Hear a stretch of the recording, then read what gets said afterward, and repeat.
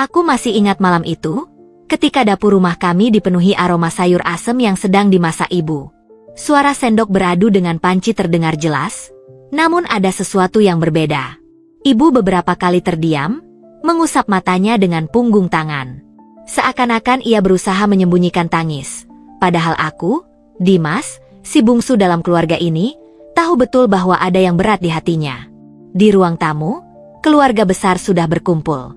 Tikar digelar, nasi liwet dan ayam goreng ditaruh di piring enamel, sambal dalam cobek batu diletakkan di tengah. Suasana hangat khas keluarga Jawa terasa, tawa terdengar, tapi aku bisa merasakan ada sesuatu yang menekan udara. Semua ini bukan sekadar pertemuan keluarga biasa. Keluargaku sederhana. Ayahku, Pak Rendra, seorang guru SMP yang sudah lama mengabdi di desa. Sosoknya dihormati, meski hidup kami jauh dari kata mewah. Ibu, Bu Marni, adalah perempuan lembut yang selalu menenangkan hati anak-anaknya. Kakakku, Nadine, si sulung, baru saja lulus kuliah di kota. Dia pintar, cantik, dan selalu jadi kebanggaan keluarga. Sementara aku, Dimas, masih kelas 2 SMA. Ada juga kakek Wiryo, ayahnya ayah, yang tinggal bersama kami. Usianya sudah lanjut, jalannya pun mulai pelan, tapi suaranya masih tegas jika bicara soal adat dan tradisi. Malam itu, di antara lauk pauk sederhana yang dihidangkan, kakek membuka percakapan yang langsung membuat semua orang terdiam. Nadine, sudah saatnya kamu menikah, ucapnya dengan suara berat. Keluarga kita sudah lama berniat menjodohkanmu dengan Bagus, anak sahabat lama ayahmu. Pernikahan adat Jawa, sesuai tradisi leluhur kita. Nadine menunduk. Aku melihat tangannya yang gemetar di pangkuan. Lalu dengan suara lirih, ia berkata, "Kek, ayah, ibu, aku sudah punya pilihan. Namanya Fikri. Dia orang kota, bekerja sebagai arsitek. Aku ingin menikah dengannya." Seketika, suasana jadi hening. Aku menelan ludah. Ayah terdiam, wajahnya menegang. Ibu menunduk, jelas sekali menahan tangis. Kakek Wiryo menatap tajam ke arah Nadine. Cucu perempuan satu-satunya dari keluarga ini menikah dengan orang luar desa? Bagaimana dengan adat kita? Siapa yang akan menjaganya nanti? Malam itu berakhir dengan wajah tegang semua orang. Aku, si bungsu, hanya bisa menatap satu persatu tanpa bisa berkata apa-apa. Tapi sejak hari itu, rumah kami terasa asing. Hari-hari berikutnya berubah menjadi penuh ketegangan. Ibu sering terlihat menangis diam-diam di dapur. Ayah lebih sering termenung di teras, sementara kakek makin sering mengingatkan soal pentingnya adat. Nadine berusaha menghindari pembicaraan soal pernikahan, tapi aku tahu hatinya sedang bergejolak. Aku pernah mencoba bicara padanya. Malam itu kami duduk berdua di teras, hanya ditemani lampu minyak dan suara jangkrik.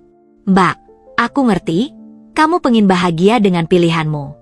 Tapi kakek juga takut kalau adat kita hilang." "Aku bingung," kataku, jujur dari hati. Nadine menoleh, matanya berkaca-kaca. "Dimas, aku nggak mau ninggalin keluarga ini. Aku janji akan tetap jadi Nadine yang kalian kenal. Tapi kalau aku dipaksa menikah dengan orang yang tidak kucintai, hidupku akan penuh kepura-puraan. Itu lebih menyakitkan, Dik." Aku terdiam. Rasanya dadaku sesak. Aku ingin membela kakakku, tapi aku juga tak tega melihat kakek kecewa. Puncaknya datang beberapa malam kemudian. Suara perdebatan terdengar dari ruang tamu.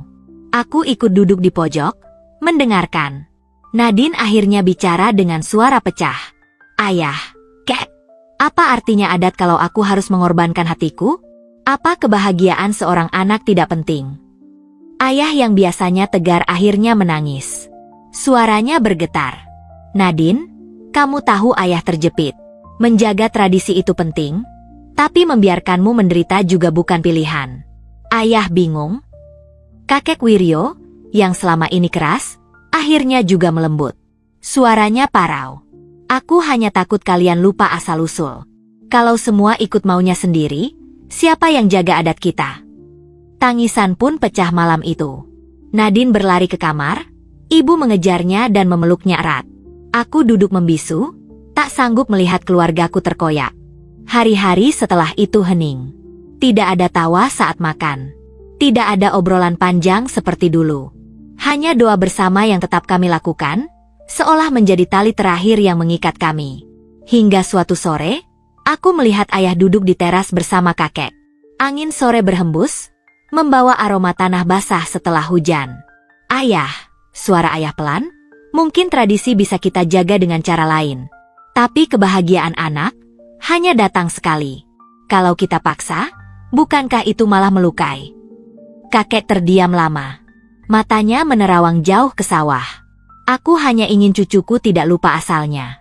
Kalau memang dia bahagia dengan pilihannya, aku tak lagi bisa menahan." Malam itu, aku melihat sesuatu yang membuatku terharu.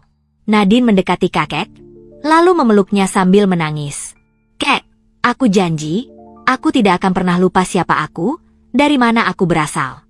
Aku tetap cucu kakek, apapun yang terjadi." Air mata menetes dari mata kakek. Ia mengelus kepala Nadine dengan tangan gemetar. Dan untuk pertama kalinya setelah sekian lama, senyum tipis muncul di wajahnya. Beberapa minggu kemudian, halaman rumah kami ramai. Bukan pesta adat besar-besaran seperti yang dulu diinginkan kakek, melainkan sebuah acara sederhana. Nadine duduk bersanding dengan Fikri, lelaki pilihannya.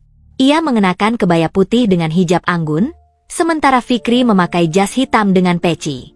Tidak ada dekorasi megah, hanya kain putih sederhana dan bunga-bunga kampung yang menghiasi. Para tetangga duduk di tikar, menikmati nasi liwet, ayam goreng, dan sayur asem. Tawa kembali terdengar. Suasana sederhana, tapi penuh kehangatan. Aku duduk di samping ayah, melihatnya menepuk bahu kakek. Kakek hanya mengangguk, matanya basah, tapi kali ini bukan karena kecewa, melainkan karena lega. Sore itu, setelah tamu pulang, kami kembali duduk bersama di ruang tamu. Tikar digelar, makanan sisa pesta kami nikmati bersama.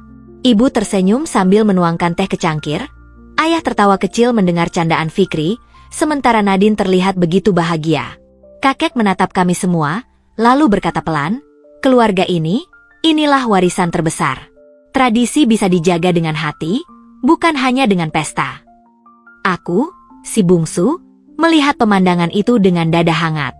Untuk pertama kalinya setelah sekian lama, rumah ini kembali terasa utuh.